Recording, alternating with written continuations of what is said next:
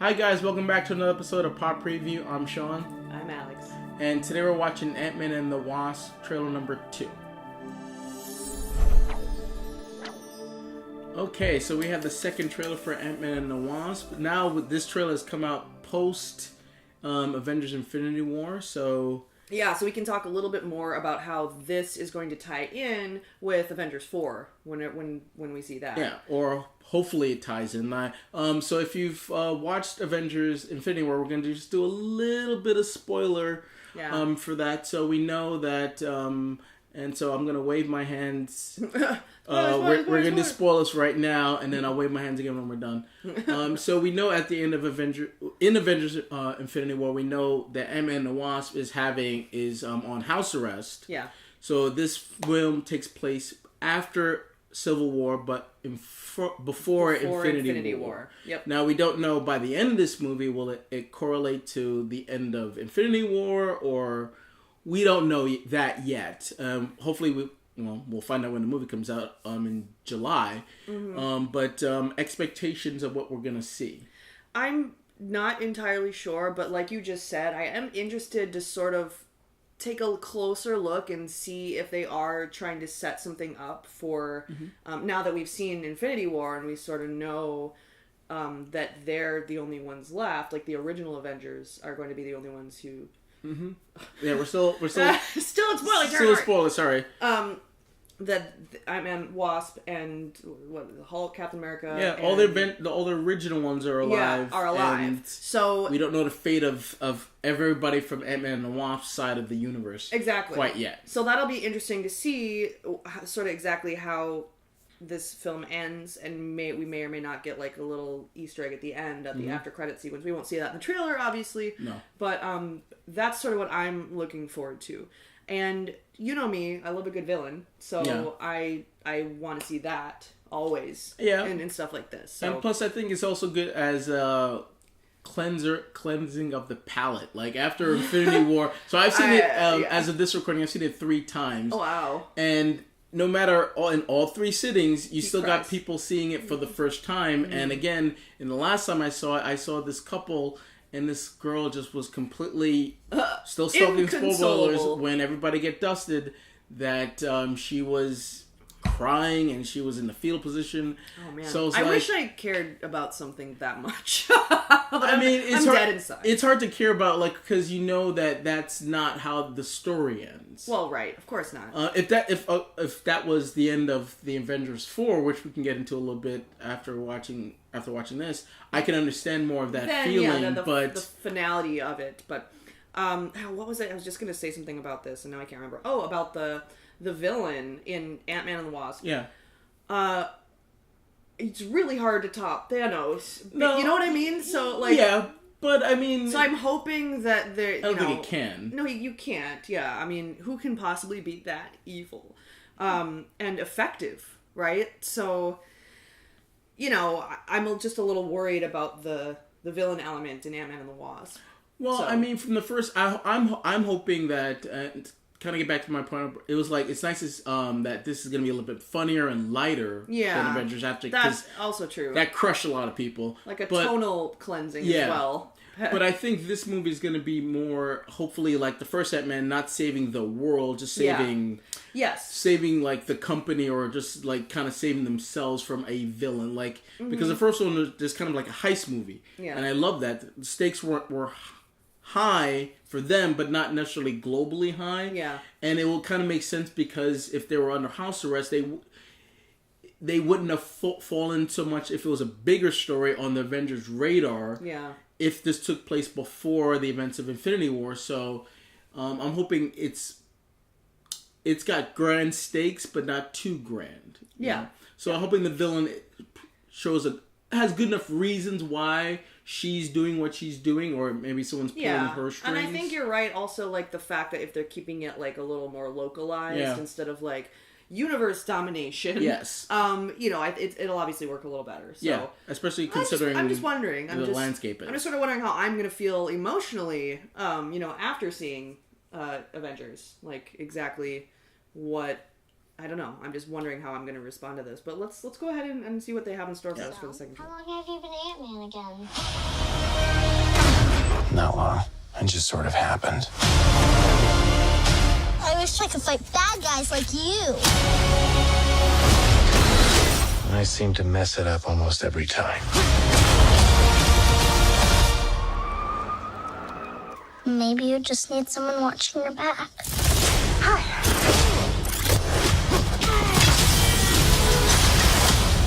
Like a partner. Dr. Pym, I actually heard what happened to you. You opened up the quantum realm. That's when this crazy creepy ghost who like walks through walls and stuff. Stole your tech. And now she wants to take over the world or whatever. Who would have believed that in your hour of need, you would turn to us? Not me. Because we robbed you. Do you remember? That's us. The only chance we got is both of you.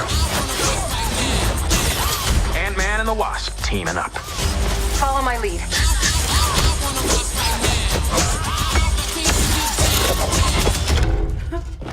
She seems more intense. No.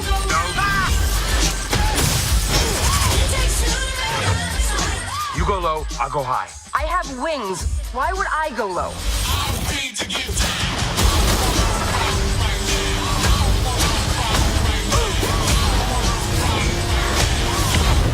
We're gonna die.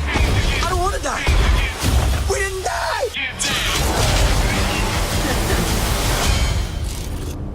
Hey, what'd I miss? We were just tiny.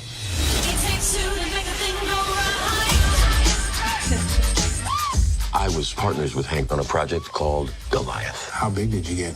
My record, 21 feet. You? 65 feet. 65. If you two are finished comparing sizes, 65.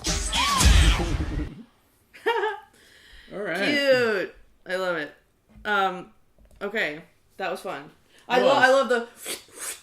Yeah, and We're gonna see a lot of that, I'm sure.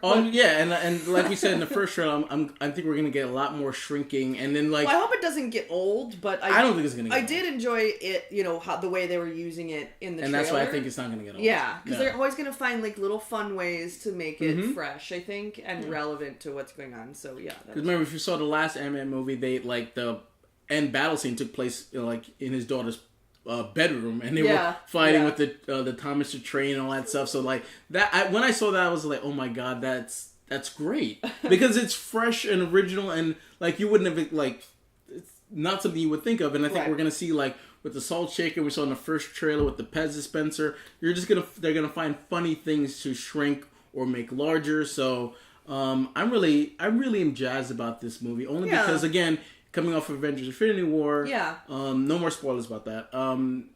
You know, it's there's a I love the first AntMan. I love the first AntMan movie, even though I know most of the people didn't see it when it first came out. They probably caught it more when it came out on Blu-ray. Yeah, I think I saw it way after the fact. Yeah, I don't even know if I saw the whole thing all the way through. Maybe which a lot of people did. I remember going to see it, and people were like, "What are you going to see? AntMan? Who's AntMan?" It's exactly what it sounds like, guys. Yeah, exactly. Can we also talk really quick about the ant that was playing the drums? Yes. I don't know what to. I don't know. So in the first AntMan movie, one of the ants got enlarged, and that they kind of kept it as a pet.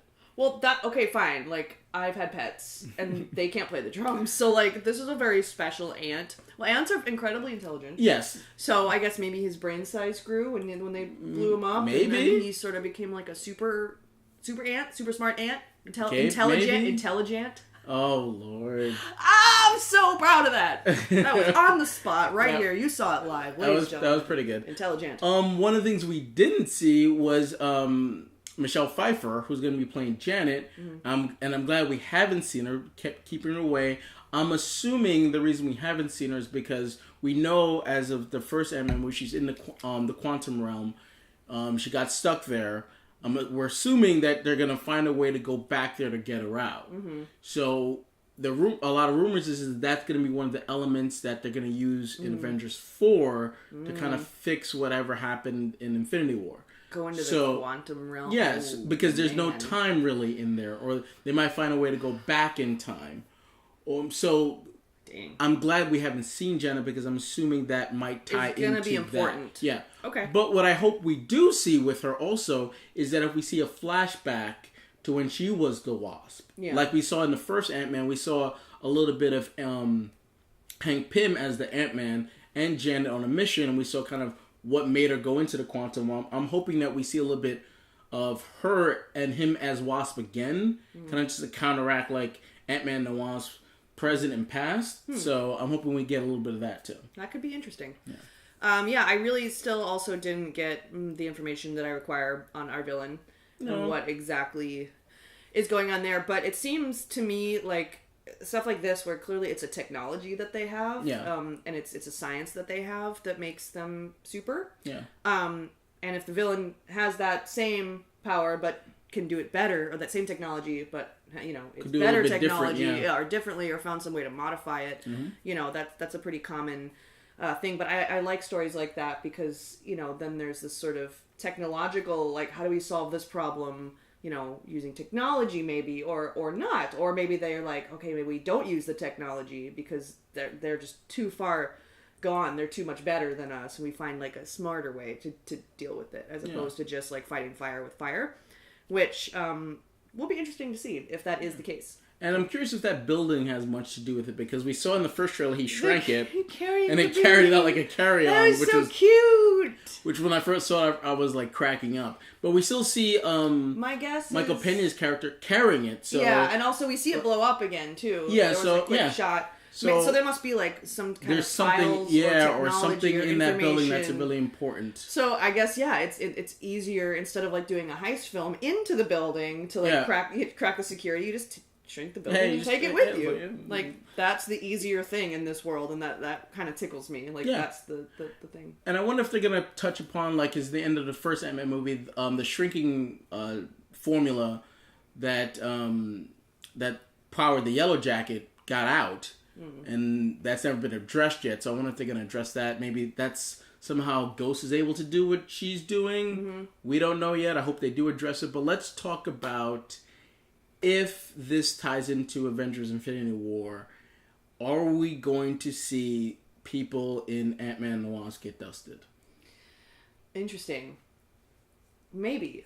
I guess I know this happens before Infinity War. Yeah. But how before? Like how exactly does it cross over? Well, we don't know 100%, but do you think by the end of it we're gonna catch up to the point where we're gonna start seeing people dust? I mean, that would be great. Maybe that would be an after credits thing. Maybe like maybe someone who's not even really important in the story. Yeah. We just sort of see like some background actor just float away, just disintegrate, and they're like, oh no, I know what's happening. But that would be really nice, because this is the only Marvel movie we're getting until then, right? Well, we're getting Captain Marvel in March. Oh, right, yeah, of course. But that takes place in the 90s. Right. Way before. All right, she got that pager. Yeah, well, hopefully we get to see her get that page in her end credit scene, hopefully. Right. Which I think they should do, and I think they are going to do that. If they don't do that, they're stupid. Well, they're not. Kevin Feige's not stupid, so I think they are going to do that. There you go. But hopefully they do it in a clever way. But with this, I'm going to predict that I think Hank Pym is going to get dusted. Janet, I don't think so, because I don't think they would bring her back just to get her dusted again.